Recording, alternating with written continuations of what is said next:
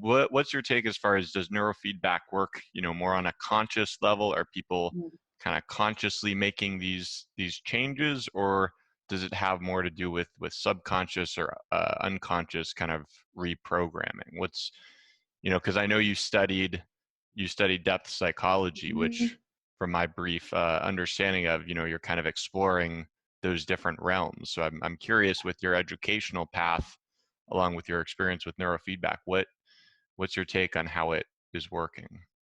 Yeah, good question. I mean, the long and short answer is both. Okay, so my experience is, I think working with people day in and day out, I think that there's almost like two camps of people. You have like people that kind of really have the metacognitive piece, and they're aware of kind of their own thoughts. They're aware of this whole consciousness thing that's happening. And they can kind of play around with different thoughts, and they can see how the bars change in response to their they have that whole awareness piece. And I think that neurofeedback offers those types of people a whole cool way to help them direct their attention and recognize different things that I place my attention on actually change my brainwave frequencies in real time. I think that is massively valuable. Even just that piece itself is hugely valuable. But then there's a whole nother camp of people,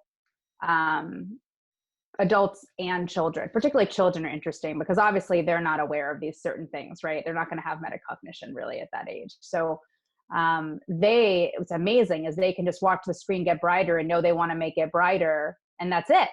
And that's all they need. And it's like massively effective. So that's obviously unconscious, right?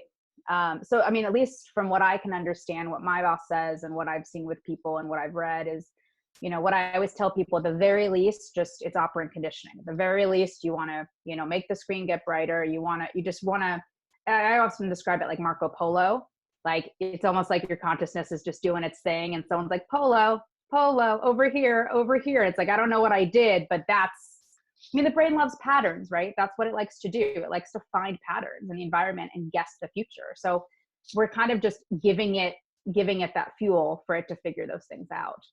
And again, I could go into more depth about standard neurofeedback versus the network neurofeedback that we do here too. I think that's also a little different, but because I think the standard neurofeedback, I think it's easier to have the cognitive piece. I think with the network neurofeedback, like NeuroGuide, like Loretta NeuroGuide, I think it's almost I wouldn't expect anyone to really have that awareness. But again, more peak performers, people that are already kind of have that metacognitive piece.